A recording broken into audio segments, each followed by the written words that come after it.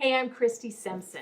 Director's tip number 6, how to get your actors to face the audience. Now, this is something that's really important in stage acting, especially in the church.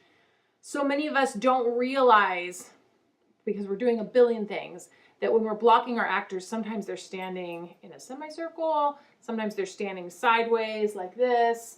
And the problem with that, you don't want everybody to face forward. The problem, though, is that you can't always tell what they're saying when they do this, or their hair is covering their mouth.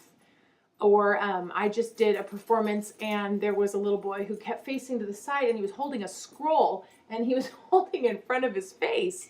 I said, you can't hold it in front of your face. We can't tell what you're saying. So something about stage acting is you want to make sure that your kids, they don't have to face their whole body to the audience, but every now and then you want them to turn. Even if they're talking over here, they can say, wow, that's a horrible idea. Or, wow, that's so amazing. I'm so exciting. When do you want to go? So they can still talk to the person next to them, but you want them to face out as much as possible so you can see their face and they can project. So how do we get them to do that? And the worst thing, of course, is that some of them turn around and face their behinds to the audience and talk to someone. And you definitely don't want that. So that's basically where we're going to start.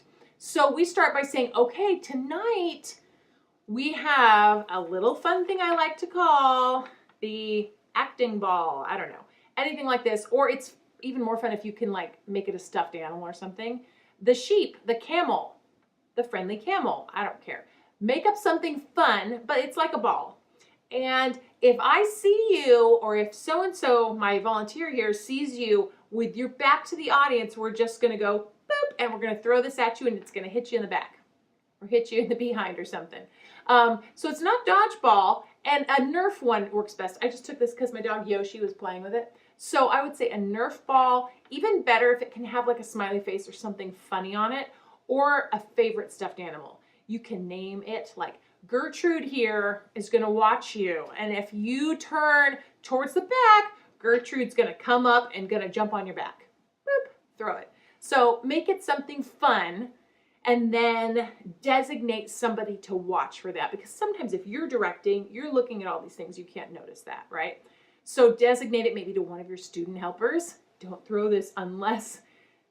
throw Gertrude unless somebody's back is to the audience, or you can even threaten it. Like if somebody turns and you can walk up, uh-oh, Gertrude's coming up, and then they can turn, stuff like that. But that's a really fun way to remind kids to think about, oh my gosh, is my back completely to the audience? Because we don't want to see that. We want to see your beautiful shining faces. And having some sort of stuffed animal or Nerf ball that you can throw lightly at them. It makes all the kids giggle. It makes them giggle. Everybody giggles, and you can say, don't worry, you don't have to be embarrassed if it hits you. It happens to everybody, and that just means Gertrude really loves you, okay? But we don't want Gertrude to love you on the night of the show. We want to see your face. Make it a fun game, and then I'll tell you what, people are going to stop turning their backs to the audience. Just brings it to their awareness and makes it a fun game.